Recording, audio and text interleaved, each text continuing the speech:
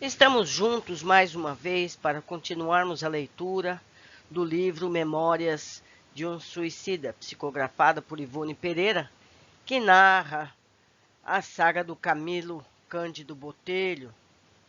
Convido os amigos que chegaram diretamente neste capítulo que procurem o primeiro, o começo, para que tenham uma ideia do que está se passando. Mas vamos lá. Capítulo 3. No Hospital Maria de Nazaré. Depois de algum tempo de marcha, durante a qual tínhamos a impressão de estar vencendo grandes distâncias, vimos que foram descerradas as persianas, facultando-nos possibilidade de distinguir no horizonte ainda afastado severo conjunto de muralhas fortificadas, enquanto pesada fortaleza se elevava impondo respeitabilidade e temor na solidão de que se cercava. Era uma região triste e desolada, envolvida em neblinas, como se toda a paisagem fora recoberta pelo sudário de continuadas nevadas, conquanto oferecendo possibilidade de visão. Não se distinguia inicialmente vegetação, nem sinais de habitantes pelos arredores da fortaleza imensa. Apenas longas planícies brancas, colinas salpicando a vastidão, assemelhando-se a montículos acumulados pela neve, e ao fundo, plantadas no centro dessa nostalgia desoladora, muralhas ameaçadoras, a fortaleza grandiosa, padrão das velhas fortificações medievais, tendo por detalhe primordial meia dúzia de torres, cujas linhas grandemente sugestivas despertariam a atenção de quem por ali transitasse. Funda inquietação percutiu rijamente em nossas sensibilidades, aviventando receios algo acomodados durante o trajeto. Que nos esperaria para além de tão sombrias fronteiras? Pois era evidente que para ali nos conduziam. Vista a distância, a edificação apavorava, sugerindo rigores e disciplinas austeras. Assaltou-nos tal impressão de poder, grandeza e majestade que nos sentimos ínfimos, acovardados, só no avistá-la. Aproximando-se cada vez mais, o comboio finalmente estancou fronteiro a um grande portão, que seria a entrada principal. Para além da cornija, caprichosamente trabalhada e urdia em letras artísticas e graúdas, lia-se em idioma português esta inscrição, já nossa conhecida, a qual, como por encanto, serenou nossa agitação logo que a descobrimos. Legião dos Servos de Maria. Seguindo-se essa indicação, que emocionante compeliu-nos, as novas apreensões, colônia correcional. Olhem lá, hein? É uma colônia correcional.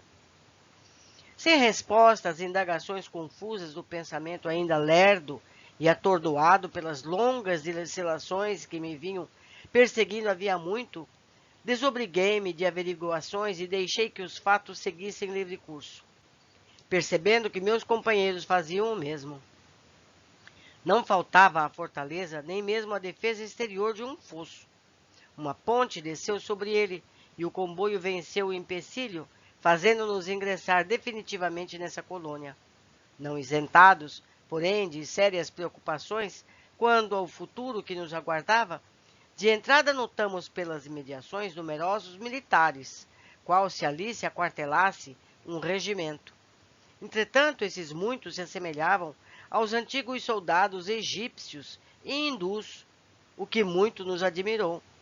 Sobre o pórtico da torre principal lia-se essa outra inscrição, parecendo-nos tudo muito interessante, como um sonho que nos cumulasse as incertezas: Torre de Vigia. Em que localidade estaríamos? Voltaríamos a Portugal? Viajaríamos através de algum país desconhecido, enquanto a neve se espalhava, dominando a paisagem?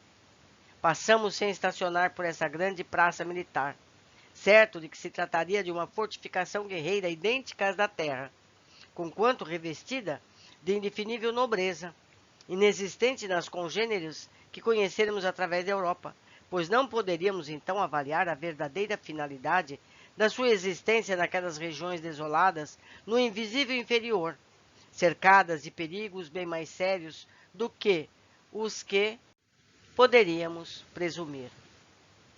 Com surpresa, verificamos que entráramos em cidade movimentadíssima, conquanto recoberta por extensos véus de neve ou cerração pesada. Não fazia, porém, frio intenso, o que nos surpreendeu, e o sol, mostrando-se a medo entre a cerração, deixava a ocasião não só para nos aquecermos, mas também para distinguirmos o que houvesse em derredor. Edifícios soberbos impunham-se à apreciação, apresentando o formoso estilo português clássico, que tanto nos falava a alma. Indivíduos atarefados neles entravam e deles saíam em afanosa movimentação, todos uniformizados com longos aventais brancos, ostentando no peito a cruz azul celeste, ladeada pelas iniciais LSM. Dir-se-iam edifícios, ministérios públicos ou departamentos.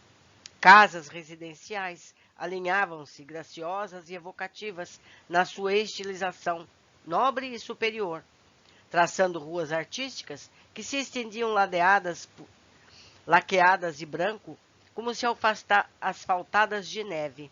À frente de um daqueles edifícios, parou o comboio e fomos convidados a descer.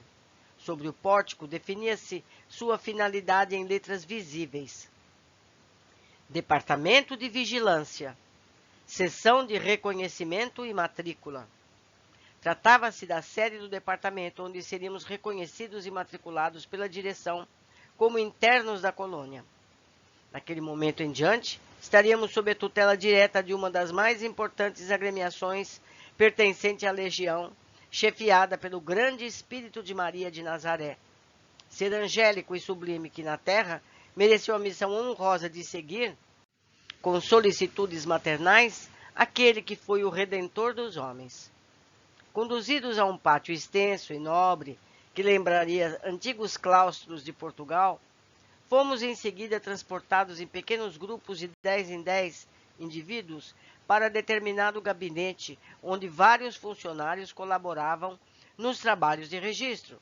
Ali deixaríamos a identidade terrena, bem assim as razões que nos induziam ao suicídio, o gênero do mesmo como o local em que jazeram os despojos.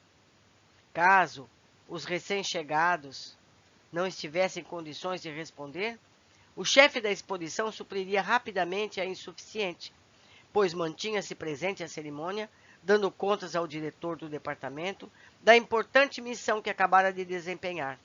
Tão árduo trabalho, em torno de toda uma falange, levara, quando muito, 2/4 de hora. Porquanto os processos usados não eram idênticos aos conhecidos nas repartições terrenas. As respostas dos pacientes seriam antes gravadas em discos singulares, espécie de álbuns animados de cenas e movimentos, graças ao concurso de aparelhamento magnético especial. Eu faço aqui um parênteses para falar com vocês. O que ele está descrevendo é uma tecnologia que nós temos agora no século XXI. Não é verdade? Estão sendo filmados em áudio e vídeo, não é? Quer dizer, no século XX já tínhamos essa tecnologia. Mas isso foi escrito no começo do século passado. Então, esse fato é importantíssimo. Podemos imaginar nos dias de hoje como estão as tecnologias nos planos espirituais, não é verdade? Mas vamos continuar. Tais álbuns reproduziam até mesmo o som de nossa voz, como nossa imagem e o prolongamento do noticiário sobre nós mesmos, desde que posto em contato com o admirável maquinismo apropriado ao feito, exatamente como discos de filmes na Terra, reproduzem a voz humana e todas as demais variedades de sons e imagens nele existentes, o que devam ser retidos e conservados. Nossa identidade, portanto, era antes fotografada. As imagens emitidas por nossos pensamentos no ato das respostas às perguntas formuladas seriam captadas por processos que na ocasião escapavam à nossa compreensão. Durante muito tempo, perdemos de vista as mulheres que conosco haviam chegado ao departamento de vigilância. Os regulamentos da colônia impunham a necessidade de separá-las de seus companheiros de desventura. Assim sendo, logo à chegada e imediatamente depois da matrícula, foram confiadas a damas funcionárias da vigilância, a fim de serem encaminhadas aos departamentos femininos. Desde, portanto, que nos matriculavam, éramos separados do elemento feminino. Dentro em pouco, entregues a novos servidores, cujas operosidades se desenrolavam aquém dos muros da instituição, fomos compelidos ao ingresso em novos meios de transporte, que tudo indicava serem para uso dos perímetros internos, porquanto nos cumpria continuar a marcha, iniciada desde o vale. Nossas viaturas agora eram leves e graciosas, quais trenós ligeiros e confortáveis, puxados pelas mesmas admiráveis parelhas de cavalos normandos e com capacidade para 10 passageiros cada um.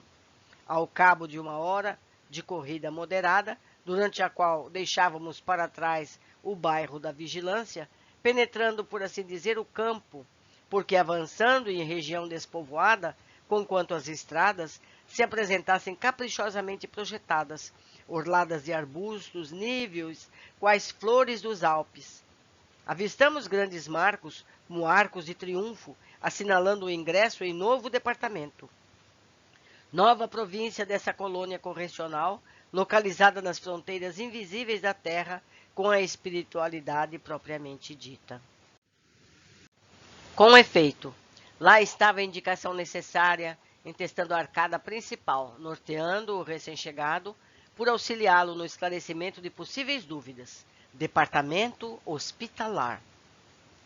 A um e outro lado destacavam-se outras em que setas indicavam o início de novos trajetos, enquanto novas inscrições satisfaziam a curiosidade ou necessidade do viajante.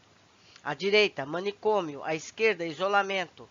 Nossos condutores fizeram-nos ingressar pela do centro, onde também se lia em subtítulo Hospital Maria de Nazaré. Imenso parque ajardinado surpreendeu-nos para além dos marcos, enquanto amplos edifícios se elevavam em locais aprazíveis da situação. Padronizado sempre o estilo português clássico, esses edifícios apresentavam muita beleza, amplas sugestões com suas arcadas, colunas, torres, terraços, onde flores trepadeiras se enroscavam, acentuando agradável estética, para quem, como nós, angustiados e miseráveis, procedia das trás-regiões. Semelhante localidade, não obstante insulsa, graças à inalterável brancura, aparecia como suprema esperança de redenção.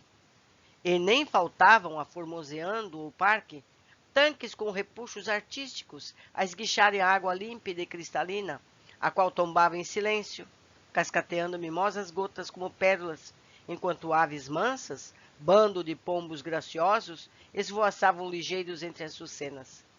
Ao contrário das demais dependências hospitalares, como o isolamento e o manicômio, o Hospital Maria de Nazaré, ou Hospital Matriz, não se rodeava de qualquer barreira, apenas árvores frondosas, tabuleiros de açucenas e rosas teciam graciosas muralhas. Muitas vezes pensei, quando dos meus dias de convalescença, como seria arrebatadora a paisagem se a policromia natural rompesse o sudário nível que tudo aquilo envolvia, entristecendo o ambiente incorrigível monotonia. Fatigados, sonolentos e tristes, subimos a escadaria. Grupos de enfermeiros atenciosos, todos homens, chefiados por 2 jovens trajados à indiana, assistentes do diretor do departamento, os quais mais tarde soubemos chamarem-se Romeu e Alceste, receberam-nos das mãos dos funcionários da vigilância, incumbidos até então da nossa guarda, e amparando-nos bondosamente, conduzindo-nos ao interior. Penetramos galerias magníficas, ao longo das quais portas largas, envidraçadas, com caixilhos levemente azuis, deixavam ver o interior das enfermarias, o que vinha a esclarecer que o enfermo jamais se reconheceria a sós. Nossos grupos separavam-se à indicação dos enfermeiros, 10 à direita, 10 à esquerda. Cada dormitório continha 10 leitos alvíssimos e confortáveis. Amplos salões com balcões para o parque forneceram-nos carinhosamente banho, vestuário hospitalar, o que nos proporcionou lágrimas de reconhecimento e satisfação. A cada um de nós foi servido delicioso caldo, tépido, reconfortante, em pratos tão alvos quanto os lençóis, e cada um sentiu o sabor daquilo que lhe apetecia. Fato singular, enquanto fazíamos a refeição frugal, era o lar paterno que acudia às nossas lembranças, as reuniões em família, a mesa da ceia, o doce vulto de nossas mães servindo-nos, a figura austera do pai, a cabeceira, e lágrimas indefiníveis se misturavam ao alimento reconfortador. Num ângulo favorável, aos 10 leitos da lareira aquecia o recinto, proporcionando-nos reconforto. E acima, suspensa ao alto da parede, que se diria estruturada em porcelana, fascinante tela a cores, luminosa e como animada de vida e inteligência, despertou nossa atenção tão logo transpusemos os acolhedores umbrais. Era um quadro da Virgem de Nazaré, algo semelhante ao célebre painel de Murilo, que eu tão bem conhecia, mas sublimado por virtuosidades inexistentes entre os gênios da pintura da terra. Ao terminarmos a refeição, eis que 2 varões hindus entraram em nosso compartimento, apresentando particularidades que os deixavam reconhecer como médicos. Faziam-se acompanhar de 2 outros varões, os quais deveriam acompanhar-nos durante toda a nossa hospitalização, pois eram responsáveis pela enfermaria que ocupávamos. Chamavam-se Carlos e Roberto de Canalejas. Eram pai e filho, respectivamente, e quando encarnados haviam sido médicos espanhóis na terra. Era, no entanto, perfeitamente a que todos eles percebiam, dado o estado de debilidade a que nos encontrávamos. Dir-se-ia que sonhávamos. O que víamos narrando ao leitor só podia ser por nós entrevisto, como durante as oscilações do sonho. Não obstante os hindus aproximarem-se de cada um dos leitos, falavam docemente a cada um de nós, a puseram sobre nossas cabeças atormentadas as mãos delicadas, de tão níveas que se diriam translúcidas, acomodaram nossas almofadas, obrigando-nos ao repouso, cobriam-nos paternalmente, aconchegando cobertores aos nossos corpos enregelados, enquanto murmuravam em tonalidade tão carinhosas e sugestivas que pesada sonolência nos venceu imediatamente. Necessitais de repouso. Repousai sem receio, meus amigos. Sois todos hóspedes de Maria de Nazaré, a doce mãe de Jesus. Esta é a casa dela. E se conosco assim procederam, outros assistentes certamente o mesmo fizeram em torno dos demais componentes da trágica falange recolhida pelo amor de Deus. Ao despertar, depois de sono profundo e reparador, afigurou-se-me ter dormido longas horas, e de algum modo senti que o raciocínio se me aclarava, oferecendo maior possibilidade de entendimento e compreensão das circunstâncias. Reconhecia-me de posse de mim mesmo, como desoprimido daquele estado mórbido, de pesadelo, que tantas exasperações acarretava. Mas ai de mim, semelhante reconforto mental, antes aprofundava do que abalsamizava angústias, pois me compelia a examinar com maior dose de senso e serenidade a profundeza da falta que contra mim mesmo cometera. Ardente sentimento de desgosto, remorso, temor, desapontamento, coibia-me apreciar devidamente a melhoria da situação. Em incômoda sensação de vergonha, chicoteava-me o pudor, gritando ao meu orgulho que ali me achava indevidamente sem quaisquer direitos a me assistirem para tanto, unicamente tolerado pela magnanimidade de indivíduos altamente caridosos, iluminados pelo vero amor de Deus. Dúvidas amaríssimas continuavam remoinhando-me a mente. Não era possível que eu estivesse morrido. O suicídio absolutamente não me matara. Eu continuava vivo e bem vivo. Que se passara, pois? Meus companheiros de enfermaria, e por certo todos os demais que integravam o extenso cortejo, proveniente das escuridades do vale, entregar-se-ia a idênticas elucubrações. Estampavam-se o assombro, o temor e o pesar inconsolável naqueles semblantes desfigurados. E acompanhando a nova série de amarguras que nos invadia, apesar da hospitalização e do sono reconfortador, as dores físicas oriundas dos ferimentos continuavam supliciando nossa sensibilidade, como a lembrarem nosso estado irremediável de réprobos. Eu e Jerônimo gemíamos de quando em quando, sob o imperativo do ferimento feito no ouvido pela arma de fogo que utilizáramos no momento trágico. Mário Sobral estorcia-se, o pescoço entumecido, a esbater-se em cacoetes periódicos contra a asfixia, pois enforcara-se.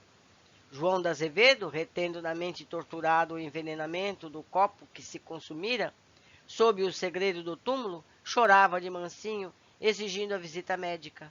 Belarmino, a esvair-se em sangue, o braço dolorido, entorpecido, já paralítico, preludiando desde aquele tempo o drama físico que seria o seu, em encarnação posterior, pois fora ao suicídio golpeado nos pulsos.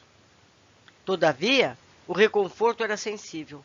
Bastaria observássemos que já não víamos as cenas mentais de cada um, reproduzindo em figurações assombrosas o momento supremo, tal como sucedia no vale, onde não existia outra paisagem. A enfermaria, muito confortável, dizia de como nos haviam bem instalado.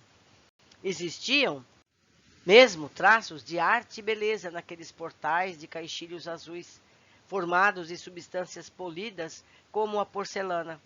Naqueles posteiros de rendilhados, também azuis, nas trepadeiras brancas que subiam pelos balcões, intrometendo-se adentro pelo terraço, como espionando nossas caratonhas dramáticas de réprobos colhidos em flagrante. De chofre, a voz de um enfermo, nosso companheiro, quebrou o silêncio da meditação em que mergulhávamos o pensamento, externando as próprias impressões, como se apenas para si falasse. Cheguei à conclusão, disse pausada e amarguradamente, de que o melhor de todos temos a fazer é nos recomendarmos a Deus, resignando-se de boamente às peripécias que ainda sobrevenham. Para nada há válido o desespero, senão para nos tornar ainda mais desgraçados. Tanta revolta e insensatez, e nada mais obtivemos, a não ser o agravo de nossas já tão atrozes desgraças. Por aí se poderá ver que vimos escolhendo caminhos errados para nossos destinos. Inegável, porém, que somos todos subordinados de uma direção maior, que independe de nossa vontade. Isso é assaz significativo. Não sei bem se morri, mas sinceramente, creio que não. A senhora, minha mãe, era pessoa simples, humilde, de poucas letras, mas boa devota à crença e ao respeito a Deus. Afirmava aos filhos, com estranha convicção, quando os reunia ao pé da lareira ao fim de ensinar-lhes as orações da noite, de mistura com os princípios da lei cristã, que todas as criaturas fazem uma alma imortal, criada pelo Ser Supremo e destinada à glória e à redenção pelo amor de Jesus Cristo, e que nessa alma daremos conta um dia ao Criador, Pai. Nunca mais, desde então, obtive ciência de mais alto valor. Considero as aulas ministradas por minha mãe durante o serão da família superiores às que, mais tarde, aprendi na universidade. Infelizmente para mim, sorri a sabedoria materna, embrenhando-me pelos desvios das paixões mundanas. Contudo, ó minha mãe, eu aceitava as possibilidades da crença formosa que tentaste infundir em minha alma revel. Não fui propriamente ateu. Hoje, passados tantos anos e depois de tantos sofrimentos, colocado em situações que escapam à minha análise, eu me confesso que a senhora, minha mãe, estava com razão. Devo possuir uma alma realmente imortal. Escapa-se de um tiro de revólver e pode-se até restabelecer-se. Curamo-nos da ingestão de um corrosivo Tais sejam as circunstâncias em que o tínhamos usado, mas não se escapa de uma forca como se eu me destinei. E se estou aqui, e se sofri tudo quanto sofri, sem conseguir aniquilar dentro de mim as potências da vida, é porque sou imortal. E se sou imortal, é que possuo uma alma, com efeito, porque quanto um corpo humano, esse não é imortal, pois se consome no túmulo. E se possuo uma alma dotada de virtude da imortalidade, é que ela proveio de Deus, que é semi-eterno. Ó, minha mãe, tu dizias a verdade. Ó, meu Deus, tu existes, e eu, a renegar-te sempre com os meus atos, minhas paixões, meu descaso às tuas normas, minha indiferença criminosa aos teus princípios. Agora, eis que é soada a hora de prestar-te contas da alma que tu criaste, da minha alma. Eis que nada tenho a dizer-te, Senhor, senão que minhas paixões infelicitaram-na, quando o que determinasse ao criá-la era que eu a conduzisse obedientemente ao teu regaço de luz. Perdoa-me, perdoe-me, Senhor Deus. Lágrimas abundantes misturaram-se a estertores de asfixia, mas, apesar de saberem a intensa amargura, já não trazia o macabro característico das convulsões que no vale as lágrimas provocavam. Fora Mário Sobral que falara. Mário tinha grandes olhos negros, cabeleira revolta, olhar alucinado. Cursava a Universidade de Coimbra e reconhecia-se nele o tipo bem acabado de boêmio rico de Lisboa. Seu palavreado, de ordinário, era nervoso e fácil. Seria excelente orador, se da universidade houvera saído sábio e não boêmio. No cativeiro do Vale, fora das entidades mais sofredoras que tive ocasião de conhecer. E assim mesmo, se destacou durante todo o longo período de internação na colônia. Com esse arrazoado, iniciou-se uma série de confidências entre os 10. Não sei por que desejávamos conversar. Talvez a necessidade de mútua consolação nos impelisse a abrir os corações, recurso, aliás, ineficiente para lenificar angústias, porque se é difícil a um suicida o consolar-se, não será certamente recordando dores e desgraças passadas que logrará amenizar a penúria que lhe oprime a alma. És forte em dialética, amigo, e felicito-te pela progressão no modo de raciocinar. Não foi assim que tive a honra de te conhecer algures. Chasqueei eu, a quem incomodara muito a quebra do silêncio. Também eu assim o creio e admiro a lógica das tuas considerações, ó amigo Sobral. Interveio um português de bigodes fartos, meu vizinho de leito, cujo ferimento no ouvido direito, a sangrar sem intermitências, me causava infinito mal-estar, pois que quantas vezes lhe prestasse atenção, lembrava-me de que também eu trazia ferimento idêntico e torturava-me em reminiscências atrozes.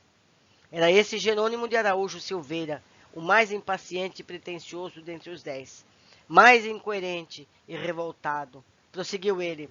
Aliás, eu jamais descri da existência de Deus, Criador de todas as coisas. Fui, isso é, sou, e sou, pois, que não morri. Católico militante, irmão remido da venerável Irmandade da Santíssima Trindade de Lisboa, com direitos a bênçãos e indulgências especiais, quando necessário.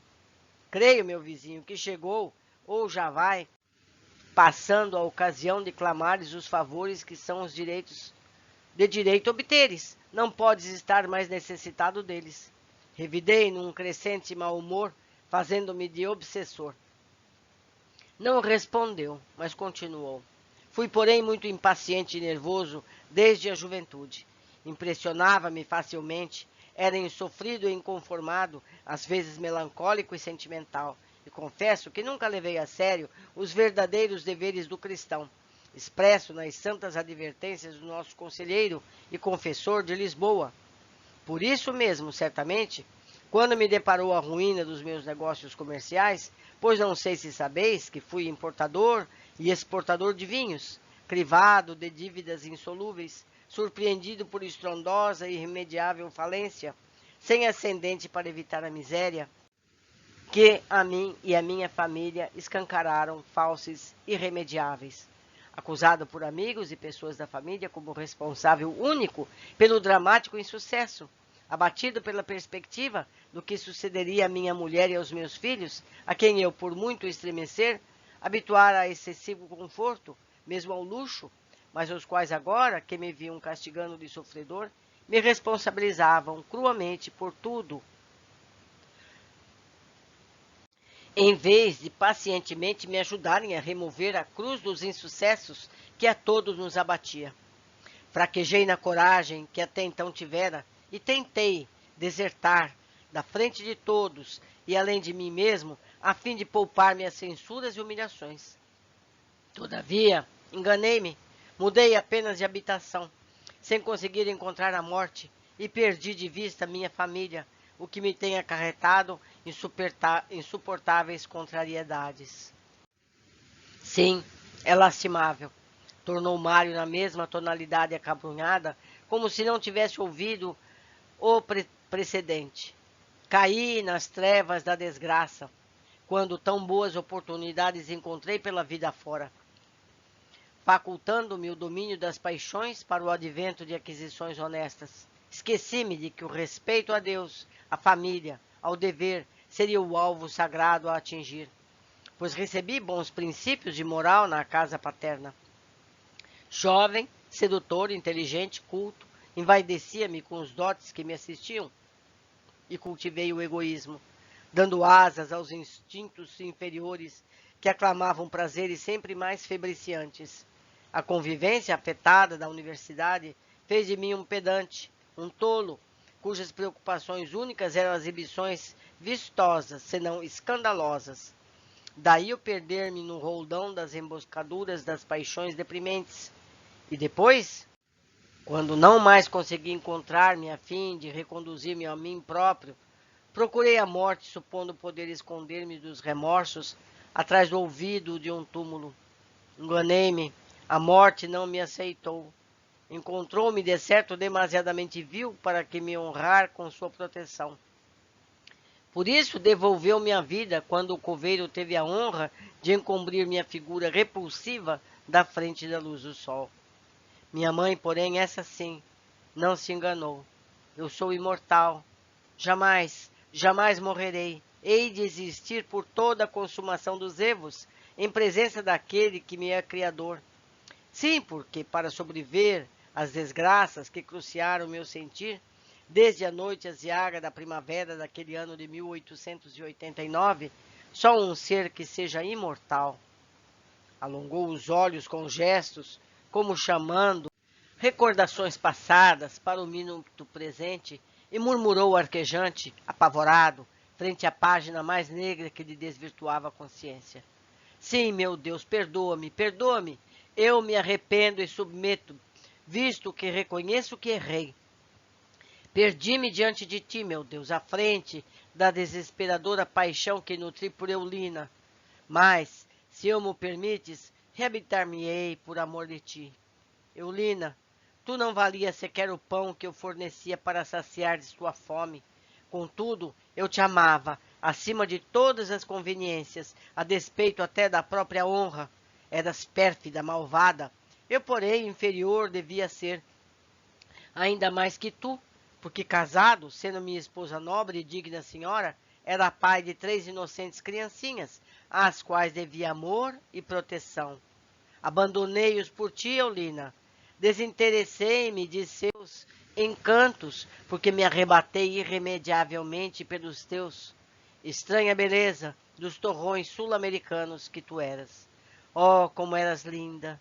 Mas não me amavas, e depois de me arrastares de queda em queda, explorando minha bolsa e o coração, abandonaste-me ao desespero da miséria e da ingratidão, ao me preterires pelo capitalista brasileiro, teu compatriota que te requestou. Fui à tua casa, vi-me desfeitado, supliquei-te, rastejei a teus pés como louco. Desesperado por perder-te, como insensato que sempre fui, implorei migalhas da tua compaixão, em vendo que já não seria possível teu amor. Provoquei-te a discussão, compreendendo que te fazias insensível às minhas desesperadas tentativas de reconciliação. E cego pelos insultos que repetias, eu te agredi, ferindo as faces que eu adorava. Espanquei-te sem piedade, maltratei-te a pontapés. Meu Deus, oh meu Deus, estrangulei-te, Eulina. Matei-te, matei-te. Parou, sufocado em convulsões odiosas, de perfeito réprobo, para continuar após como que dirigindo aos companheiros. Quando, tomado de horror, contemplei a ação abominável que praticara, apenas um recurso me acudiu. Rápido, qual impulso obsessor, a fim de escapar às consequências de que, naquele momento, se me afigurava insuportável: o suicídio. Então, ali mesmo, sem perder tempo, rasguei os lençóis da desgraçada e pendurei-me a uma trave existente na cozinha. Forma essa pouco poética de um amante morrer. Zombei eu, enfadado com a longa descrição que desde o vale diariamente ouvia repetir. Aposto em como Vossa Excelência, senhor professor, que tão elegantemente desejou morrer, recordando Petrônio, fê-lo pelo amor platônico de alguma senhora inglesa, loira e apessoada? Portugueses ilustres, como Vossa Excelência, vêm demonstrando ser, gostam de amar damas inglesas. Dirigia-me agora a Belarmino de Queiroz e Souza, cujo nome tresandava a fidalguia. Até essa data ainda me irritavam as atitudes do pobre comparsa do grande drama que eu também vivia. E sempre que houvesse oportunidade, ridicularizava-o, defeito muito do meu feitio e que muitos vexames e desabores custou-me até corrigi-lo durante os serviços da reforma interior ao que o caráter impus. Na pátria espiritual. Belarmino era alto e seco, muito elegante e fino de maneiras. Dizia-se rico e viajado, professor de dialética, de filosofia e matemática, e poliglota. Cortejo respeitável para um só homem que se arrastasse na terra, não havia dúvida, mas que o não impedira de demorar-se, e mais o monóculo, o fraque, a bengala, nas pocilgas do vale sinistro. Durante o interessante estágio que ali fizera, por se haver suicidado. Isso mesmo lançava-lhe eu em face muitas vezes, mal-humorado ante a vaidosa enumeração que fazia dos variados caberais próprios. O doutor, porém, porque era doutor honorificado por mais de uma universidade, jamais revidou minhas impertinências. Polido, educado, sentimental, chegaria também à vera bondade de coração se a par de tão bonitos dotes não carregasse os defeitos do orgulho, do egoísmo, de a si mesmo endeusar, por todos se julgar superior. Ouvindo-me, não respondeu com engastamento, como sempre, antes foi em tom macio, mesmo pesaroso, que se expandiu dirigindo-se a todos. Eu julgava sinceramente que o túmulo absolveria a minha personalidade, transmudando-a na essência que se perdera nos abismos da natureza. Seria o nada. Discípulo de Augusto Comte, a filosofia levou-me ao materialismo, ao mecanismo acidental das coisas, única explicação satisfatória que o raciocínio pôde oferecer diante das anomalias com que deparava a cada passo pela vida que fora, e me alarmar o coração e decepcionar a mente. Nutri sempre grande ternura e compaixão pelos homens, aos quais considerava irmãos de desgraça, pois para mim a vida era a exceção máxima da desgraça, embora deles procurasse afastar-me quanto possível, temendo amá-los demasiadamente e, portanto, sofrer. Nem outra coisa compreenderia eu o que seria tão senão desgraça um homem nascer, viver, trabalhar, sofrer, lutar por todos os pretextos para depois desfazer-se irremissivelmente no pó do túmulo. Não fui jamais dado a namoramentos de baixa ou elevada classe. Para que amar, constituir família, constituindo para lançar à vida outros desgraçados, amasse a filosofia, convertera-me, além do mais, de que o amor era apenas uma secreção do cérebro. Fui um estudioso, isso sim. Estudava a fim de me aturdir, evitando o acúmulo de elucubrações sobre a miserável situação da humanidade. Assim sendo, não sobraram a mim horas para cultivar amor junto à dama inglesa ou portuguesa. Estudava para esquecer de que um dia também eu perderia no vácuo. Fui um infeliz, como toda a humanidade o é. Somente no ambiente sereno do lar desfrutava alguma satisfação. Agarrei-me ao lar quanto possível, pesaroso de um dia ser forçado a abandoná-lo para me aniquilar entre os vermes que destruiriam minha individualidade. Minha mãe, que partilhava de minhas convicções, porque também as recebera de meu genitor, bastava-me para a companhia nas horas de lazer. O móvel da minha tentativa de suicídio, como vê, não foi o desgosto amoroso, foi a perca da saúde. Fui fisicamente débil, franzino, um triste, sonhador infeliz e insatisfeito, apavorado no existir. Incorrigível desconsolo entenebreceu os dias da minha vida. Encerrado nesse círculo deprimente, vi a tuberculose apossar-se do meu organismo, mal hereditário que me não foi possível combater. Desenganado pela ciência, preferi então acabar de vez, sem maiores sofrimentos, com a matéria miserável que começava a apodrecer sob a desintegração fornecida por uma moléstia incurável, matéria que, por sua própria natureza, destinada era à podridão da morte, ao eterno tombo nas voragens do nada. Para que, pois, esperaria eu a marcha dolorosa da tuberculose extinguir minha individualidade em lentos suplícios, sem consolo, sem esperança, compensadora no porvir de além-morte, onde não encontraria senão o aniquilamento absoluto, a desintegração perfeita, espantalho humano atirado ao desalento do qual fugiriam todos, a própria mãe inclusive. Quem o adivinharia, temendo os perigos do contágio? Morrer era a solução boa, muito lógica para quem, como eu, só via à frente um corpo aniquilado pela doença e a destruição absoluta do ser como desaminadoras expectativas. Não possui a competência de Vossa Excelência, senhor professor, nem me será dado raciocinar com tanta finura. Todavia, com o devido respeito à pessoa de Vossa Excelência, considero execrável pecado o não aceitar o homem a existência de Deus. Sua paternidade para com as criaturas é a eternidade da alma, por mais criminoso e abjeto que seja. Felizmente para mim, foram coisas em que sempre acreditei com veemência. Intrometeu-se Jerônimo com simplicidade, sem perceber a tese profunda que apresentava um ex-professor de dialética. Como e por que, então, vos revoltaste contra as circunstâncias naturais da vida humana, isto é, aos sofrimentos que vos couberam na desoladora partilha, a ponto de confessardes que desejastes morrer, senhor de Araújo Silveira?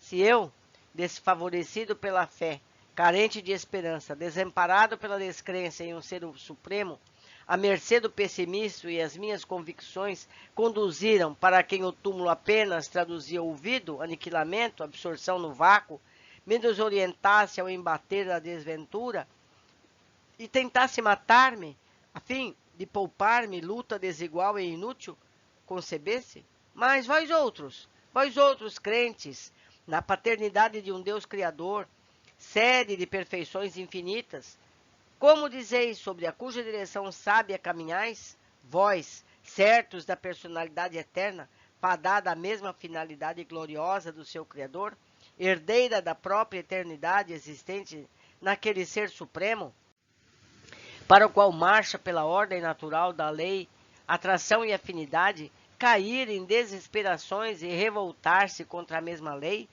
Pois sei que a crença num poder absoluto proíbe a infração do suicídio.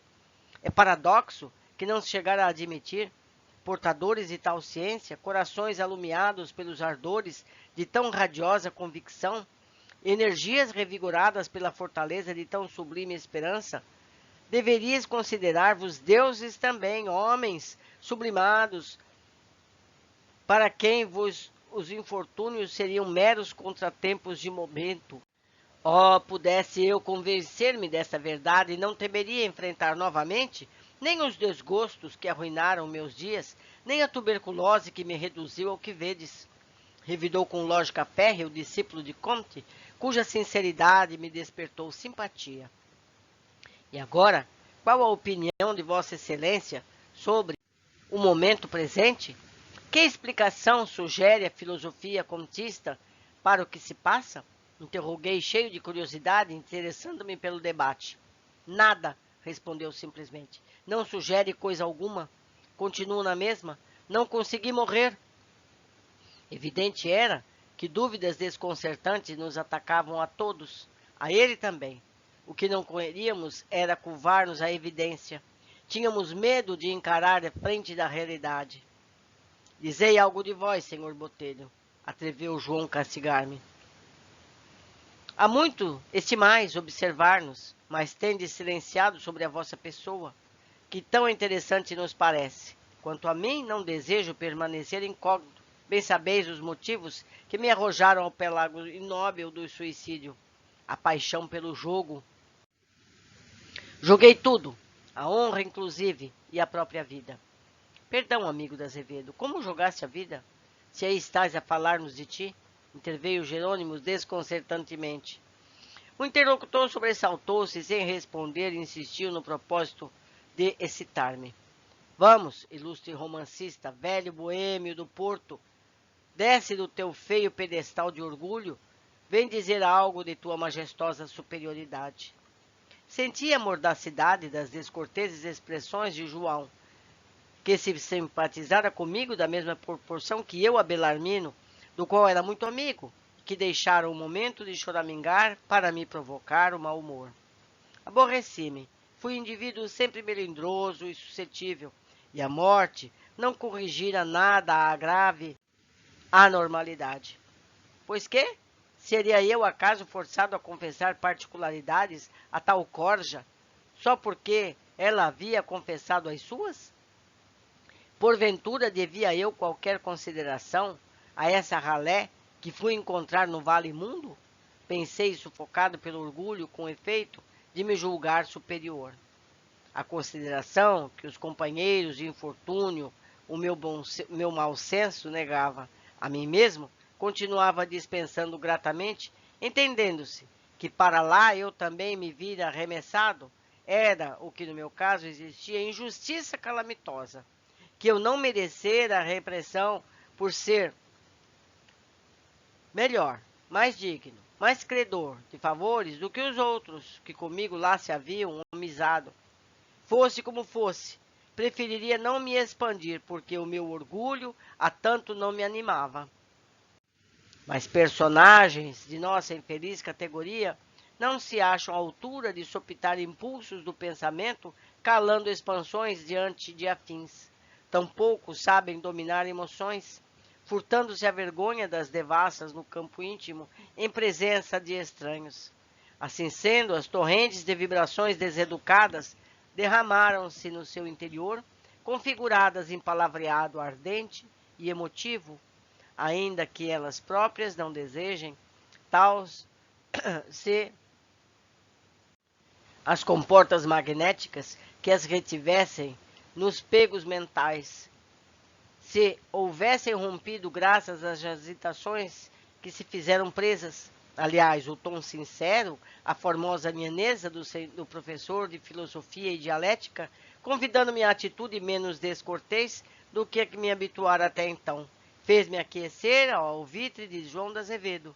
Mas foi antes dirigindo-me de preferência àquele, por entender que só a sua elevada cultura estaria a plano de me compreender, que fui dizendo, grave, compenetrado, concedendo-me importância ridícula da humílima situação em que me achava. Eu, senhor professor, sou um indivíduo que se imaginava iluminado por um saber sem jaças, mas que, em verdade, hoje começa a compreender que ignorava e continua ignorando o que a 2 palmos do próprio nariz existe. Fui paupérrimo, digo fui, porque algo segreda em meu ser que tudo isso pertence ao pretérito, com o insuportável defeito de ser orgulhoso, Um homem, finalmente, que não descria da existência de um ser superior presidindo a sua criação, é certo, mas que, considerando uma incógnita a desafiar possibilidades humanas de lhe decifrar os enigmas, não somente deixava de associar o respeito a esse ser à sua vida, como principalmente não lhe dava quaisquer satisfações do que fazia ou pretendia para regá-lo dos próprios caprichos e paixões. Será, pois, redundância afirmar que muito sábio, tal como me julgava, arrastava a dissonante ignorância da descrença na possibilidade de existirem leis onipotentes, irremissíveis, partindo da divindade criadora e orientadora para dirigir a criação, o que me fez cometer erros gravíssimos. Sofri, e minha existência foi fértil em situações desanimadoras. A resignação nunca foi virtude a que se amoldasse o meu caráter violento e agitado por índole. A fundeza dos meus sofrimentos tornou-me irritadiço, genioso. O orgulho insulou-me na convicção de que, para além de mim, só existiam valores sofríveis.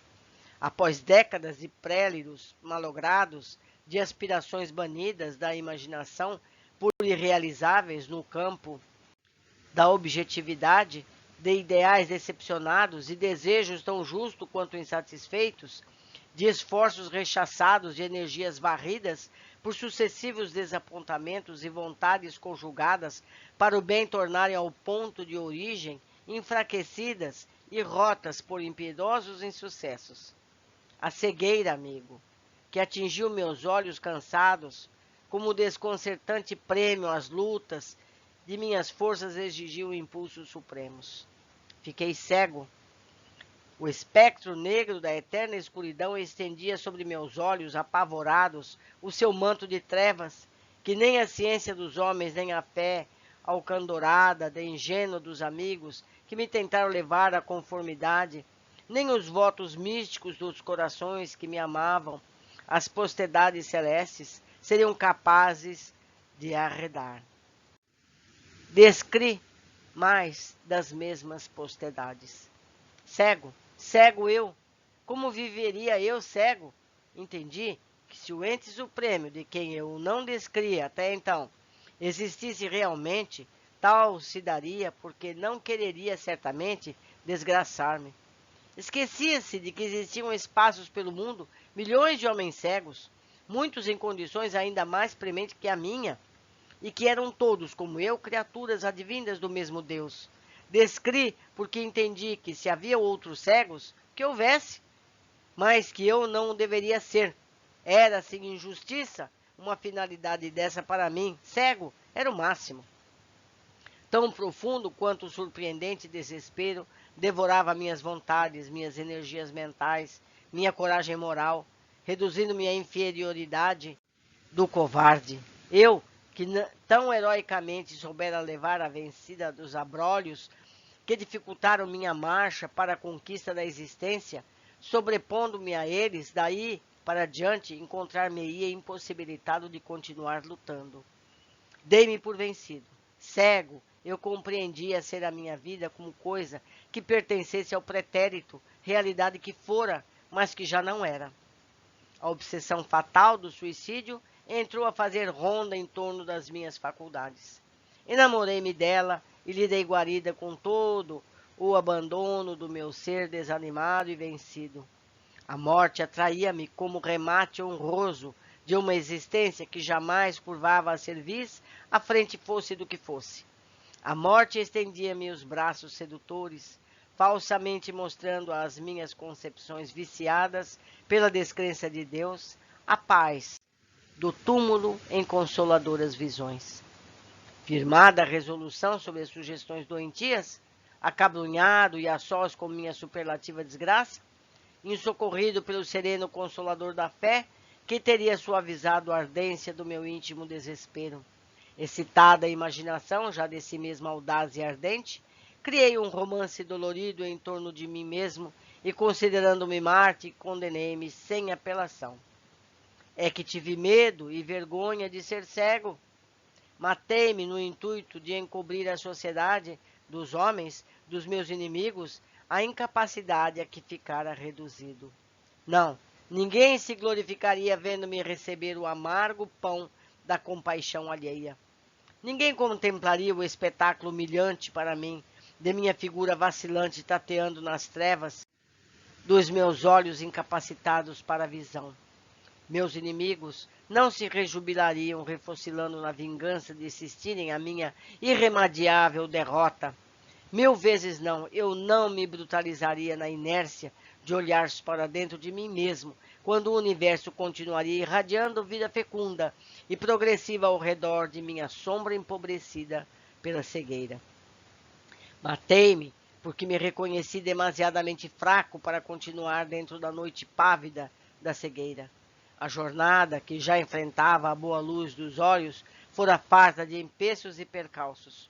Era demais. Revoltei-me até o âmago contra o destino, que me reservava tão desconcertante surpresa, e inconsolável permaneci sobre o esmagamento da dramática ingratidão que supunha provir de Deus para mim. A providência, o destino, o mundo, a sociedade estavam errados todos. Só eu estava certo, exagerando a tragédia das minhas desesperanças.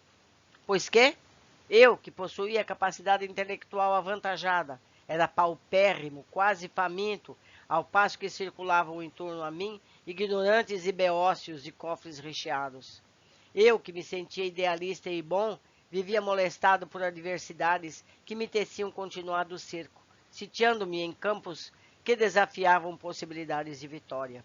Eu, cujo coração sentimental abrasava-me em ânsias generosas e ternas, de excelência, quiçá sublime, a conhecer-me ininterruptamente incompreendido, irrespondido, ferido por descasos tantos mais amargos, quanto mais extensas fossem as radiações do meu sentir. Eu, honesto, probo, reto, pautar-me por diretrizes sadias, por entendê-las mais belas, ajustadas ao idealismo que acompanhava o meu caráter, a tratar com patifes, a comerciar com roubadores, a disputar com hipócritas e confiar em velhacos a considerar tratantes. Sim, era demais. E depois de tão extenso panorama de desventuras, porque para mim, indivíduo impaciente a nada conformado, esses fatos tão vulgares na vida cotidiana avultavam como veras calamidades morais. O doloroso arremate da cegueira conduziu-me à insignificância do verme, à angústia do desamparo, à inércia do idiota, à solidão do esmasmorrado. Não pude mais. Faltou-me compreensão para tão grande anomalia. Não compreendi Deus. Não entendi sua lei. Não entendi a vida. Uma torrente de confusão insolúvel alargou meu pensamento, aterrado em face da realidade. Só compreendi uma coisa. Era que eu precisava morrer. Devia morrer. E quando uma criatura deixa de confiar em seu Deus, seu Criador, torna-se desgraçada. É um miserável, um demônio, é um réprobo. Quer o abismo, procura o abismo. Precipita-se no abismo. Precipitei-me. Não sei que malvadas sugestões a minha facúndia blasfêmia espalhou pelo ambiente mórbido de nossa enfermaria. O que sei é que a triste assembleia deixou-me resvalar para as vibrações desarmoniosas, entregando-me o pranto dolorido e crises impressionantes, notadamente o antigo exportador de vinhos, Jerônimo, o universitário Sobral, que era os mais sofredores, eu mesmo. A proporção que prosseguia com minhas angustiante exposição, eivada de conceitos doentios, tanto retroagia mentalmente às situações precipitosas de minha passada vida carnal, a faces doloridas e inelutáveis que me deprimiam cruamente. Que lágrimas escaldantes voltavam a correr por minhas faces maceradas, enquanto novamente se me escurecia a visão, e trevas substituíam os doces pormenores dos cortinados azuis esvoaçantes e das rosas trepadeiras galgando as colunatas e balcões. Acudiram os enfermeiros solícitos a verem o que se passava, uma vez que não era previsto o incidente. No Hospital Maria de Nazaré, o enfermo, rodeado das emanações mentais revivificantes de seus tutelares e dirigentes, visitados por ondas magnéticas salutares e generosas, que visavam beneficiá-lo, deveria auxiliar o tratamento conservando-se silencioso, sem jamais se entreter em conversações de assuntos pessoais. Conviria repousar, procurar esquecer o passado tormentoso, varrer recordações chocantes, refazendo-se quanto possível das longas dilacerações que desde muito se ocutilavam. Fomos advertidos, portanto, como infratores de um dos mais importantes regulamentos internos, e nem poderíamos culpar-nos alegando ignorância, porque ao longo das paredes, letreiros fosforescentes a cada momento despertavam nossas atenções com permanentes pedidos de silêncio, enquanto a própria instituição oferecia o exemplo, movimentando suas constantes asas sob o controle de criteriosa discrição. E embora bondosamente declararam que uma reincidência implicaria na atitude punitiva por parte da direção, qual a transferência para o isolamento, pois o fato a repetir-se produziria distúrbios de consequências imprevisíveis, não somente para o nosso estado geral, mas também para a disciplina hospitalar, que deveria ser rigorosamente observada. O que nos levou a perceber serem mais austeras as regras no isolamento, mais temíveis as suas disciplinas, e para que medida tão ríspida fosse evitada, estabelecida foi severa vigilância em nossa dependência. Desde aquele momento, um guarda do regimento de lanceiros hindus, aquartelado no departamento de vigilância, foi designado para o plantão em nossos apartamentos. Cerca de um quarto de hora depois, enfermeiro loiro e risonho, jovem, que andaria pelos 23 anos de idade, o qual entrevíamos ao darmos entrada no importante estabelecimento do Astral, por ser um daqueles que nos receberam, a par de Romeu e Alceste, visitou-nos fazendo-se acompanhar de mais 2 obreiros da casa. Irradiando simpatia, foi dizendo, muito afetuosamente, pondo-nos à vontade: meus amigos, chamo-me Joel Steele. Sou, ou fui, como queiram, português nato, mas de origem inglesa. Em verdade, o velho Portugal foi sempre muito querido ao meu coração. Jamais pude esquecer os dias venturosos em o seu seio generoso que passei. Fui feliz em Portugal, mas depois os fados me arrastaram para o país de Gales, berço natal da minha querida mãe, Doris Mary Steele da Costa. E então, bem é como compatriota e amigo que vos convido ao gabinete cirúrgico, a fim de serdes submetidos aos necessários exames, pois se iniciam neste momento os trabalhos de cirurgia. Prontificamo-nos esperançados. Não desejávamos outra coisa desde muito tempo. As dores que sentimos, nossa indisposição geral, refletindo penosamente o que ocorrera com o corpo físico material. Havia muito que nos fazia ansiar pela presença de um facultativo. Mário e João, cujo estado era melindroso, foram transportados em macas, enquanto os demais seguiam amparados pelos braços fraternos dos enfermeiros bondosos. Pude então distinguir algo dessa casa magnânima, assistida pela carinhosa proteção da excelsa Mãe do Nazareno. Não somente o excelente conjunto arquitetônico seria digno de admiração, também a montagem, o grandioso aparelhamento, conjunto de peças extraordinárias, apropriadas às necessidades da clínica no astral, demonstrando o elevado grau que atingira a medicina em nossos tutelares, muito embora não se tratasse o local que nos encontrávamos de zona adiantada da espiritualidade. Importante dizer, esse hospital não está nos altos planos espirituais, está ali no resto do umbral, não é verdade? Continuando. Médicos dedicados e diligentes estendiam com fraternas solicitudes os míseros necessitados dos seus serviços e proteção. Estampavam-se em suas fisionomias bondosas o compassivo interesse do ser superior pelo mais frágil, da inteligência esclarecida pelo irmão infeliz, ainda mergulhado nas trevas da ignorância. Entretanto, nem todos trajavam uniformes à indiana.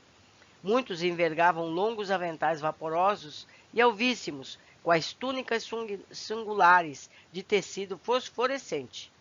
Não assisti ao que me foi passado aos meus companheiros de desdita, mas quanto a mim, enxergando ao pavilhão reservado aos labores assistenciais, fui transferido aos cuidados de Joel Steele para um dos jovens, Dr. Roberto de Canaleiras, o qual me encaminhou para determinada dependência, onde minha organização físico-espiritual, o perispírito, foi submetido a minuciosos e importantes exames.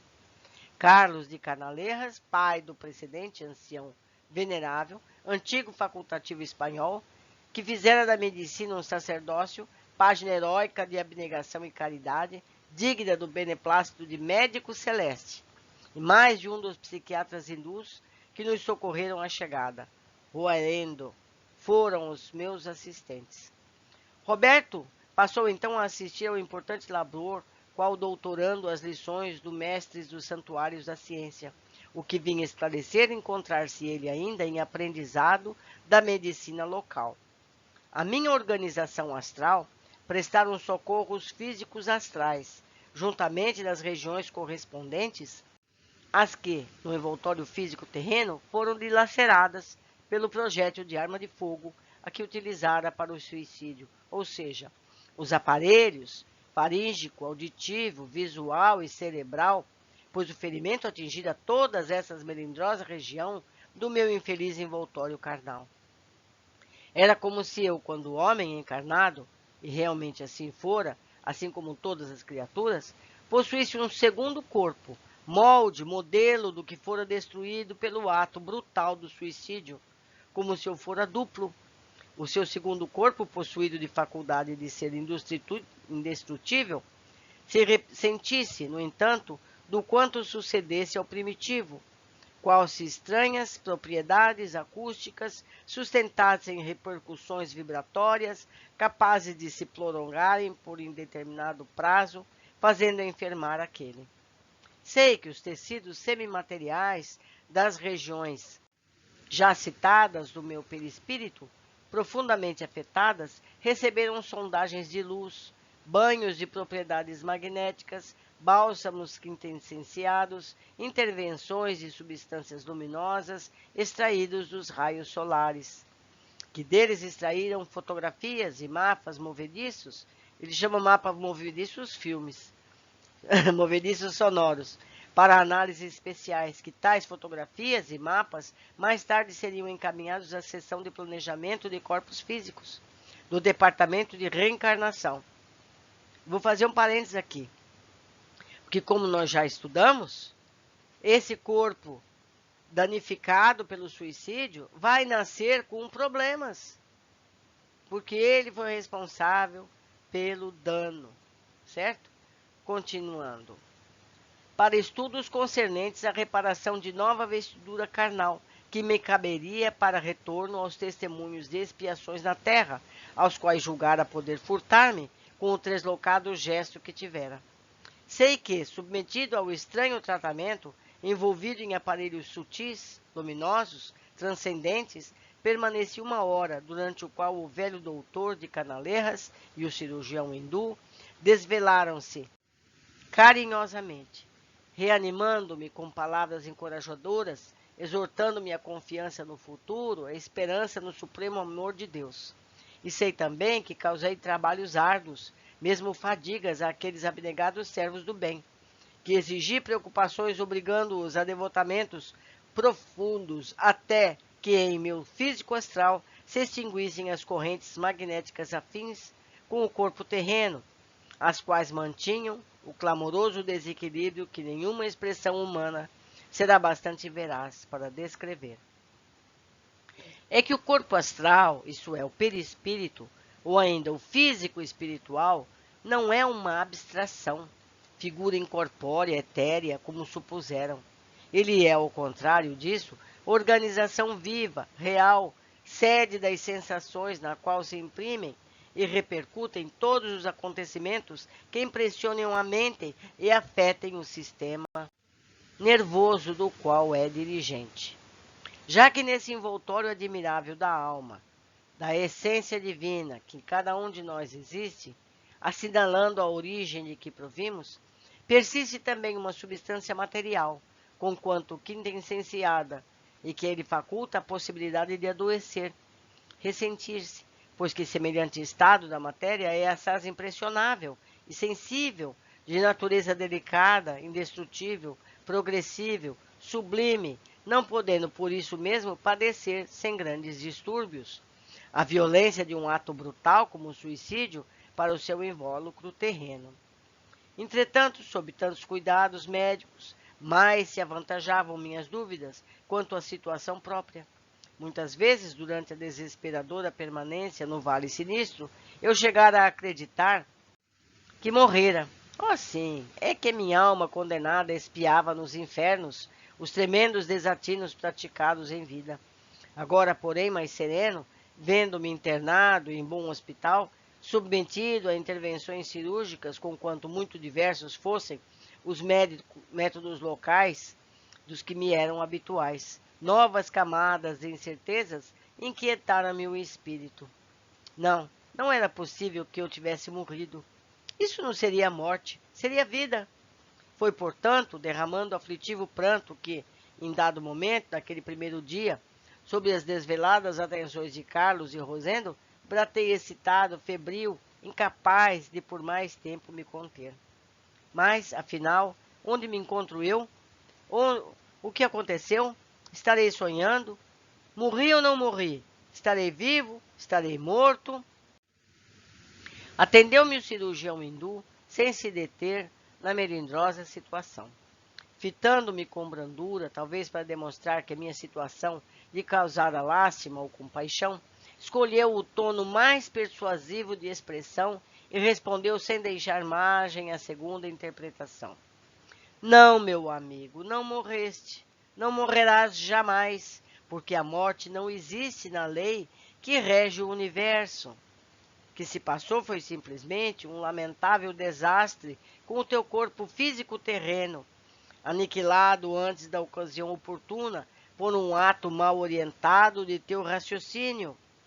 A vida, porém, não residia naquele corpo físico, terreno, e sim neste que vês e contigo sentes no momento, o qual é o que realmente sofre, o que realmente vive e pensa e que traz as qualidades sublimes de ser imortal, enquanto o outro, o de carne, que rejeitaste, aquele apropriado somente para o uso durante a permanência nos proscênios da terra, já desapareceu sobre a sombria pedra de um túmulo, como vestimenta passageira que é este outro que aqui está. Acalma-te, porém, melhor compreenderás a proporção que te fores restabelecendo. Trouxeram-me a maca rumo à enfermaria. Meu estado requeria repouso. Serviram-me reconfortante caldo, pois eu tinha fome. Deram-me a beber água cristalina e balsamizante, pois eu tinha sede.